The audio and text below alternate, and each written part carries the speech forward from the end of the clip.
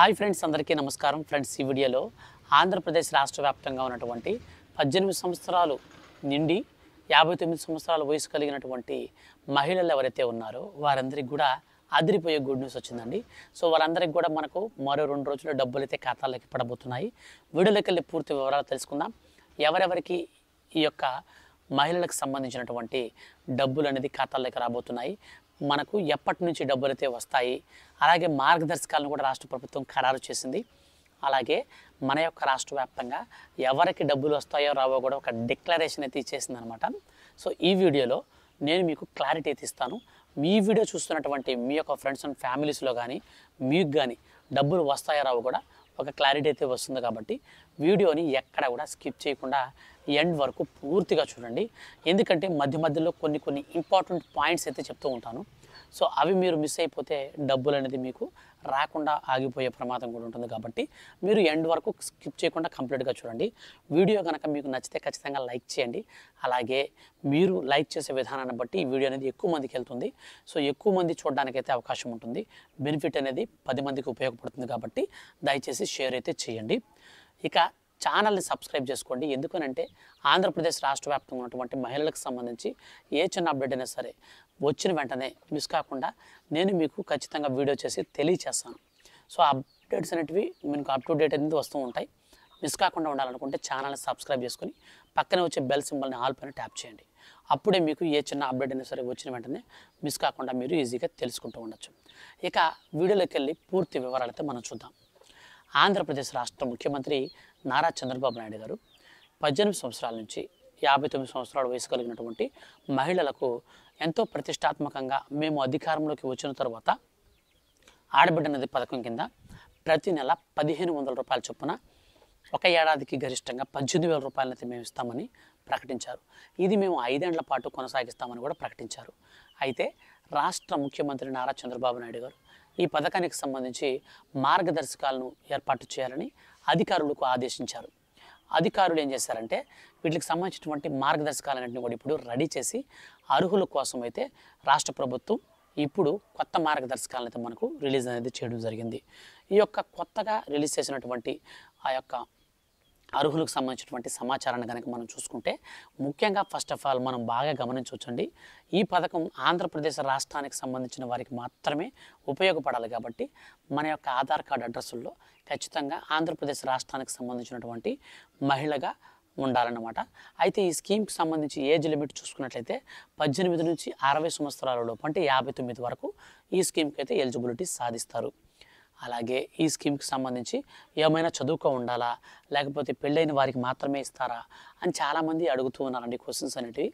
So పెళ్ళితో సంబంధం లేదండి, ఈ స్కీమ్కి పెళ్ళికి సంబంధం లేదు.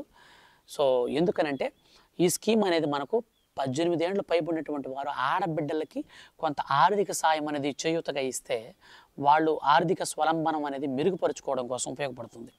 సో కాబట్టి దీనికి మ్యారేజ్కి సంబంధం లేదు. పెళ్ళైన వారికి వస్తుంది, పెళ్ళి కాకపోయినా వస్తుంది. పెళ్ళి అనేది వారి వ్యక్తిగత జీవితానికి సంబంధించినటువంటి అంశం. కాబట్టి రాష్ట్ర ప్రభుత్వం పెళ్ళికి ఈ పథకానికి ఎటువంటి లింక్ అనేది పెట్టలేదు.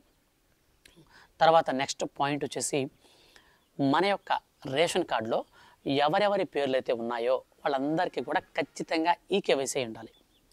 ఎవరి పేరైతే ఈకేవైసీ లేకుండా ఉంటుందో వారికి ఈ స్కీమ్ నుంచి అర్హత అయితే ఉండదన్నమాట. సో ఈకేవైసీ అయి ఉండాలి. వాళ్ళు రెగ్యులర్గా రేషన్ అనేది వారి పేరు మీద తీసుకుంటూ అట్లాగైతే యాక్టివ్లో ఉండాలి. ఇది చాలా ఇంపార్టెంట్. రేషన్ కార్డు కూడా మనకు ఆంధ్రప్రదేశ్ రాష్ట్రానికి సంబంధించింది ఉండాలి. అలాగే మన రేషన్ కార్డులో ఎవరైతే ఈ స్కీమ్కి అప్లై చేసుకుంటారో వాళ్ళకి సంబంధించినటువంటి రేషన్ కార్డులో వాళ్ళ యొక్క కుటుంబ సభ్యులలో ఎవ్వరికి కూడా ప్రభుత్వ ఉద్యోగం అయితే ఉండకూడదు. ఇక రెండో పాయింట్గా వచ్చేసి ఇన్కమ్ ట్యాక్స్ కట్టే వాళ్ళుగా కూడా ఆ యొక్క కార్డులో ఉన్నటువంటి సభ్యుల్లో ఎవరు కూడా ఉండకూడదు అన్నమాట. సో ఇవి రెండు అయితే మీరు చెక్ చేసుకోండి. ఇక కరెంటు మీటర్కి సంబంధించి విషయానికి వచ్చినట్లయితే 300 యూనిట్ల కంటే కరెంటు బిల్లు ఎవరైతే గరిష్టంగా గడిచినటువంటి సంవత్సరం పాటులో ఎవరైతే ఎక్కువగా 300 యూనిట్ల కంటే కరెంట్ అనేది కన్జ్యూమ్ చేస్తున్నారో వాళ్ళందరికీ కూడా ఈ స్కీమ్ నుంచి అనర్హత అయితే ఉంటుంది. వాళ్ళకి ఈ స్కీమ్ అయితే వర్తించదు. ఇక తర్వాత పాయింట్ చూసుకున్నట్లయితే ఈ స్కీమ్కి సంబంధించి ప్రభుత్వ ఉద్యోగులకు కానీ అలాగే రాజ్యాంగబద్ధమైనటువంటి పదవుల్లో ఉన్న వారికి కానీ ఈ పథకం వర్తించదు.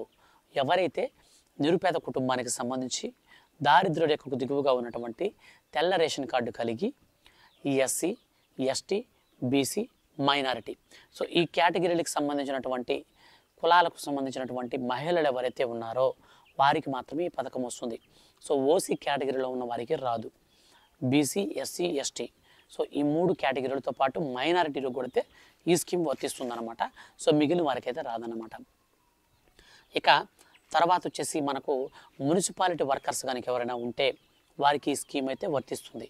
వాళ్ళది ప్రభుత్వ ఉద్యోగం అయినా సరే వాళ్ళకి వెసులుబాటు కల్పించారు. ఇక 4 చక్రాల వాహనాలు కలిగి ఉన్న వారికి కూడా ఈ స్కీమ్ వర్తించదు. 4 చక్రాల వాహనాల విషయంలో ఎవరైతే ట్యాక్సీలు నడుపుకుంటారో అటువంటి వారికి ప్రాబ్లం లేదు, వాళ్ళకి వస్తుంది. ట్యాక్సీ కాకుండా ఎల్లో కలర్ బోర్డు కాకుండా మనకు వైట్ కలర్ బోర్డు ఎవరైతే వాడతారో సొంత కారు, అట్లాంటి వాళ్ళకి ఈ స్కీమ్ నుంచి బెనిఫిట్ అయితే రాదు. ఇక అదేవిధంగా ఆంధ్రప్రదేశ్ రాష్ట్రంలోని ఉన్నటువంటి 18 నుంచి 59 సంవత్సరాల వయసు కలిగినటువంటి వారిలలో ఎవరికైనా సరే పెన్షన్ వస్తూ ఉంటే డబ్బులు రావు. ఈ స్కీమ్కి నుంచి డబ్బులు రాదన్నమాట.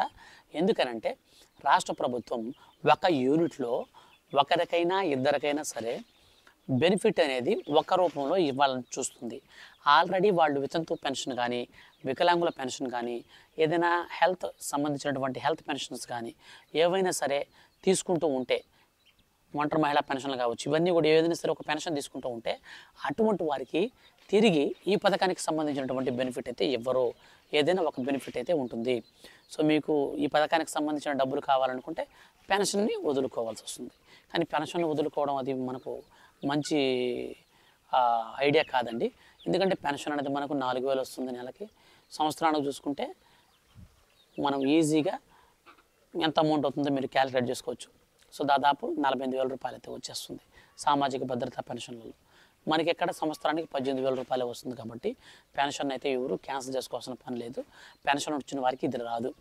ఇంకా మీ కుటుంబంలో పెన్షన్ తీసుకోకుండా ఎవరైనా కనుక ఉంటే వారికైతే వస్తుందన్నమాట. సో ఎవరికైతే పెన్షన్ ఉంటుందో వారికి రాదు, మిగిలిన వారికి ఈ స్కీమ్కి అప్లై చేసుకోవచ్చు. సో ఈ స్కీమ్కి మనకు పథకానికి సంబంధించి డబ్బులు ఖాతాలోకి పడాలంటే ఒక 2 పనులు చేయాల్సి ఉంటుంది. వాటిలో ప్రాముఖ్యంగా చూసుకుంటే బ్యాంక్ అకౌంట్కి ఆధార్ కార్డ్ నెంబర్ లింక్ చేసుకోవడం. ఇది ఎన్పిసిఐ మ్యాపింగ్ అంటారు. దీనినే మన యొక్క రాష్ట్ర ప్రభుత్వం ఖరాఖండిగా తేల్చి చెప్పిందనమాట. ఖచ్చితంగా ఎన్పిసిఐ మ్యాపింగ్ ఉంటేనే మేమైతే ఎలిజిబిలిటీ ఇస్తాం, లేకపోతే ఇవ్వమని చెప్పింది. అంటే ఏం లేదండి, జస్ట్ సింపుల్గా చెప్తాను చూడండి. ఎన్పిసిఐ మ్యాపింగ్ అంటే national payment corporation of India. ఇది ఆధార్ ఎనేబుల్డ్ పేమెంట్స్ అనమాట. సో ఆధార్ ఎనేబుల్డ్ పేమెంట్స్ అంటే ఆధార్ కార్డ్ నెంబర్ కొట్టంగానే మనకి ఎన్పిసిఐ మ్యాపింగ్ ఏ అకౌంట్కి అయితే బ్యాంక్ అకౌంట్కి లింక్ అయి ఉంటుందో ఆ బ్యాంక్ అకౌంట్ డిస్ప్లే అవుతుంది. డైరెక్ట్గా ఆధార్ నెంబర్ని బేస్ చేసుకుని వచ్చిన అకౌంట్కి అమౌంట్ అనేది సెండ్ చేస్తారు.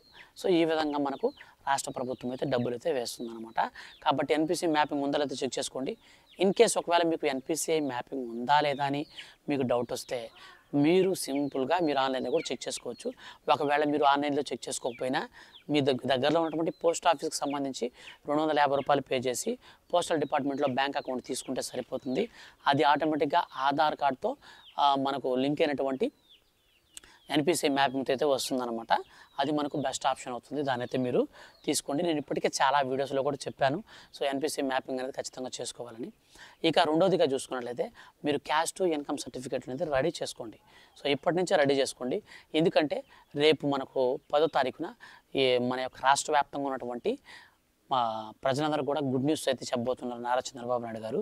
ఏంటంటే మనకు క్యాబినెట్ మీటింగ్ అయితే నిర్వహిస్తారో క్యాబినెట్ మీటింగ్లో నేరుగా ఈ యొక్క ఆడబిడ్డ నిధి పథకానికి సంబంధించి డబ్బులు విడుదల తేదీని కూడా ప్రకటించి అర్హత కలిగినటువంటి వారందరినీ కూడా గుర్తించే పనులు అయితే ఇప్పటికీ ఆల్రెడీ రాష్ట్ర ప్రభుత్వం ఉంది. కాబట్టి అనంతరం మనకు ఎలిజిబుల్ లిస్ట్ అనేది రిలీజ్ చేసి ఎలిజిబుల్ లిస్ట్లో అభ్యంతరాలు కనుక ఉంటే అభ్యంతరాలపైన 5 రోజుల పాటు స్వీకరణలు అయితే ఉంటాయి. గ్రీవెన్స్ పెట్టుకోవచ్చు.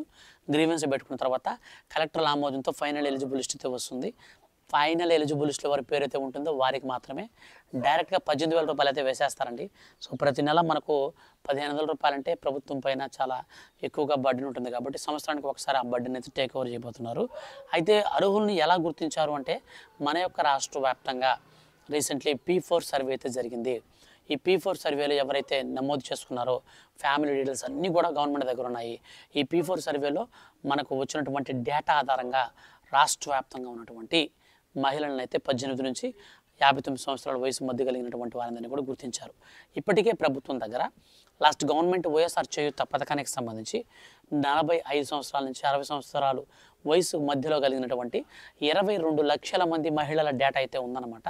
సో ఎందుకనంటే లాస్ట్ టైం మనకు జూన్లో కనుక చూసుకుంటే తల్లికి వందనం పథకానికి సంబంధించిన డబ్బులు కూడా లాస్ట్ అమ్మఒడి పథకానికి సంబంధించినటువంటి డేటాని బేస్ చేసుకుని డబ్బులు వేశారు.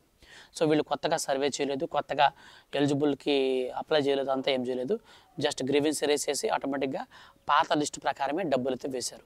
సో సేమ్ అదే ప్రాసెస్లో 45 నుంచి 60 సంవత్సరాల వయసు మధ్య కలిగినటువంటి వారందరికీ కూడా ఇప్పుడు ప్రభుత్వం దగ్గర డేటా ఉంది. అనంతరం మనకు వచ్చేసి ఈ 18 నుంచి 40 సంవత్సరాల మధ్యలో ఉన్నటువంటి వారు డేటా అనేది P4 సర్వే ద్వారా ఆల్రెడీ తీసుకున్నారు కాబట్టి సో ప్రభుత్వం దగ్గర 100% డేటా అయితే ఉంది. ఈ డేటాను ఆధారంగా రాష్ట్ర ప్రభుత్వం మనకు మరో 4-5 రోజుల్లో అర్హుల లిస్ట్ అనేది విడుదల చేసి అనంతరం డబ్బులు అయితే విడుదల చేసేదానికి, సో ఈ మంత్లోనే డబ్బులు విడుదల చేసేదానికైతే మనకు గుడ్ న్యూస్ అయితే ప్రకటించబోతుంది. సో ఈ యొక్క అప్డేట్ అనేది వచ్చిన వెంటనే మిస్ కాకుండా తెలుసుకోవాలనుకుంటే మాత్రం ఖచ్చితంగా ఛానల్ అయితే సబ్స్క్రైబ్ చేసుకోండి. ఈ వీడియోని లైక్ చేసి మీ యొక్క ఫ్రెండ్స్ అండ్ ఫ్యామిలీస్ అందరికీ కూడా వీడియోని షేర్ చేయండి. అప్పుడే వాళ్ళు కూడా ఈ యొక్క బెనిఫిట్ అనేది పొందుకోవడానికి అవకాశం అయితే ఉంటుంది. కాబట్టి దయచేసి సబ్స్క్రైబ్ చేసుకొని మీరు కూడా పక్కన వచ్చే బెల్ సింబల్ని ఆల్ పైన పెట్టుకొని రెగ్యులర్గా మన ఛానల్ని వాచ్ చేస్తూ ఉండండి. ప్రతి ఒక్క అప్డేట్ కూడా మిస్ కాకుండా ఈజీగా తెలుసుకొని అన్ని బెనిఫిట్స్ అయితే పొందండి. Thank you for watching.